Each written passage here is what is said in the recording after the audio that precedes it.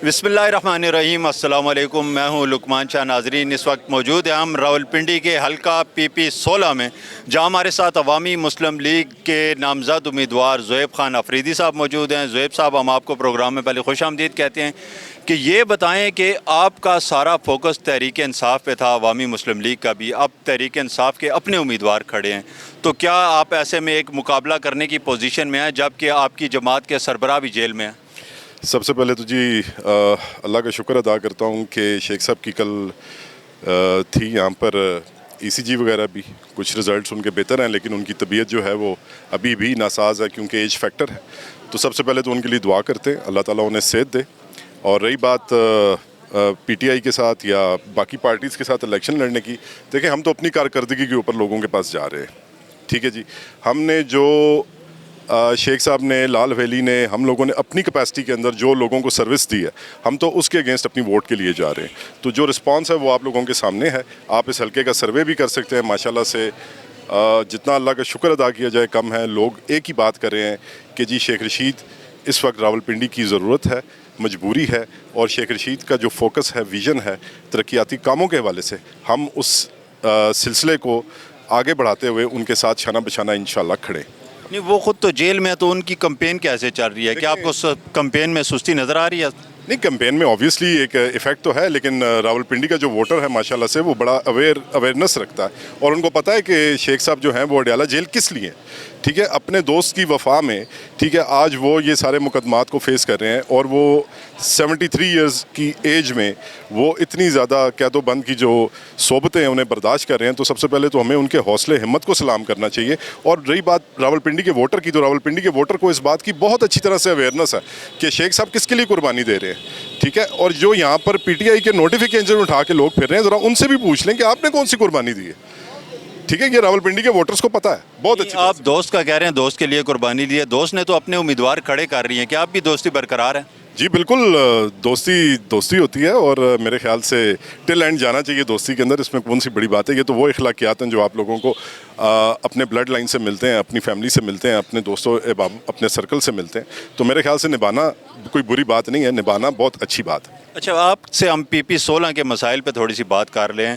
यहाँ पे बड़े मसाइल क्या हैं जो अभी हल होना बाकी हैं? देखें जी, सबसे पहले तो यहाँ पे पानी का भी इशू है, गैस का बहुत बड़ा इस वक्त बहरान यहाँ पे चल रहा है। सर्दियाँ हैं और गली महलों में आप जाएं तो एक ठंडक आपको वैसी बड़ी ज़्यादा फील होती है, और लोग जो हैं वो सफ़र कर रहे हैं, ठीक है। गैस का बहुत बड़ा प्रॉब्लम इस वक्त सर्दियों के लिहाज से चल रहा है, और गर्मियों में भी गैस का कोई बहुत बड़ा अच्छा प्रेशर यहाँ पर नहीं मिल रहा।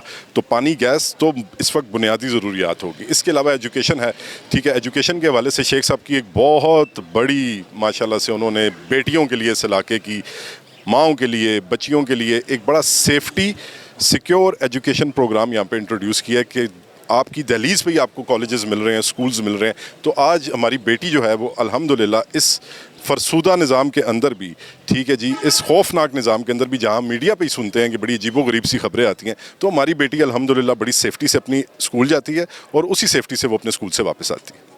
अच्छा, एक नाला लई एक्सप्रेस वे का काफ़ी अरसे से एक प्रोजेक्ट चल रहा है जो आप लोगों के जहनों भी है, शेख साहब भी बार बार जिक्र कर रहे हैं, इसमें ताख़ीर बार बार क्यों हो रही है? ये कंप्लीट क्यों नहीं हो सकता? देखें जी, ये प्रोजेक्ट जो है ये अपनी कॉस्ट से बहुत बढ़ चुका है, ठीक है। 2007 में भी इसकी जब रखी गई थी बुनियाद, ठीक है, उस वक्त भी ये एक बड़ा प्रोजेक्ट था, ठीक है। नो डाउट इसके जो कॉन्सिक्वेंसेस हैं, जो इसके समरात हैं, वो ना सिर्फ रावलपिंडी को बल्कि ट्विन सिटी को, इस्लामाबाद और रावलपिंडी दोनों में बहुत अच्छे तरीके से मिलेंगे। लेकिन अभी इसकी कॉस्ट चूँकि बहुत ज़्यादा बढ़ गई थी, और पिछले ये जो खान साहब का दौर था PTI का, इसके अंदर भी इस बात को बहुत ज़्यादा हाईलाइट किया गया था कि ये इसकी जो कॉस्ट है वो ज़्यादा हो गई है। लेकिन ये प्रोजेक्ट इंतहाई ज़रूरी है रावलपिंडी शहर के लिए, इस्लामाबाद के लिए, और हमारी जो जितना भी ट्रैफिक का इशू है, और इस वक्त मैं आपको बता दूं कि इस हल्के के अंदर ट्रैफिक भी एक संगीन इशू बन चुका है, ठीक है जी। तो ट्रैफिक कंट्रोल जो है वो बहुत ज़रूरी है, क्योंकि एम्बुलेंसेस का रास्ता नहीं है, एक्सीडेंट्स बहुत ज़्यादा हैं, बाइक का जो ट्रैफिकिंग है वो बहुत ज़्यादा है। तो इन सारी चीज़ों को मैनेज और कंट्रोल तो हमने करना है ना। कितने उम्मीदवार आपके अलावा अवामी मुस्लिम लीग के प्लेटफॉर्म से इस वक्त हिस्सा ले रहे हैं? अवामी मुस्लिम लीग के तकरीबन हर हल्के में यानी 56 और 57 दोनों हल्कों में सूबाई की सारी सीटें जो है अवामी मुस्लिम लीग कंटेस्ट कर रही है, और माशाल्लाह से बड़ा अच्छा रिस्पांस भी है, और लोग हमारी सर्विस के अगेंस्ट हमें बहुत ज़्यादा पजीराई दे रहे हैं। तो हम इस पर अल्लाह का शुक्र अदा करते हैं। तो आपको कंपेन करने में इस वक्त कोई मुश्किलात तो दरपेश नहीं, जिस तरह कहा जा रहा है कि रोका जा रहा है जगह जगह कंपेन से, लेकिन हम तो देख रहे हैं कि आप आज़ादाना तौर पे कंपेन कर रहे हैं, कोई मसला तो नहीं? नहीं, एहतियात हम भी बहुत कर रहे हैं जी। कैंपेन का इशू है, लोग जो हैं वो थोड़ा सा इस वक्त मोहतात हुए हुए हैं, बिकॉज सीधी जोन सी बात है, इस वक्त गैस के बिल लोगों ने उठाए हुए हैं और एक एहतजाजी मोड है लोगों का, ठीक है जी। और एक छोटा सा क्वार्टर है और उसका गैस का जो बिल है वो 15,000 से 20,000 की एवरेज दे रहा है, ठीक है। और जबकि वहाँ उस क्वार्टर में रहने वाला जो है उसकी टोटल कमाई 30,000 की है महीने की। तो बड़ा इशू है सर ये। कौन सा एक बड़ा प्रोजेक्ट का नाम बताएं जो आप जीत के इस इलाके के लिए लाना चाह रहे हैं? देखें जी, मैं तो खुद स्पोर्ट्समैन हूँ, ठीक है जी, खुद भी क्रिकेटर रहा हूँ। मेरे चचा जहांगीर खान अफरीदी साहब भी क्रिकेटर थे और मेरी पूरी फैमिली में आप देखें तो क्रिकेटर्स हैं। तो हम तो स्पोर्ट्स की तरफ जाएंगे।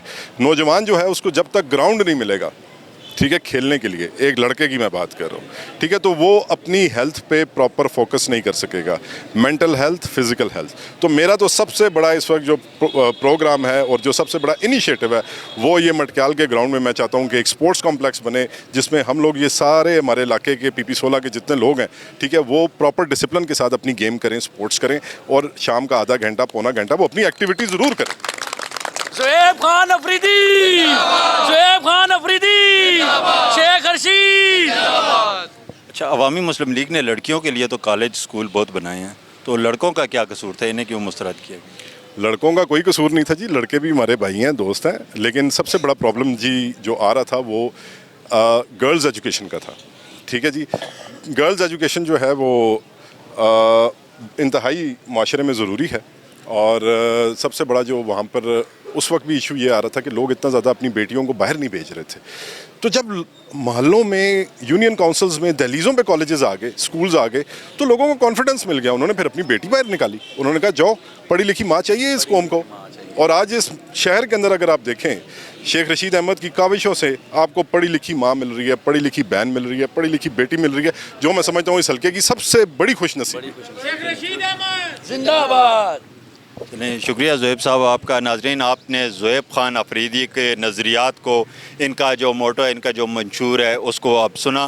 तो फ़ैसला आप पे, आप वोट किसे देना चाहते हैं। हमें अगले प्रोग्राम तक के लिए इजाज़त दीजिए। अल्लाह हाफ़िज़।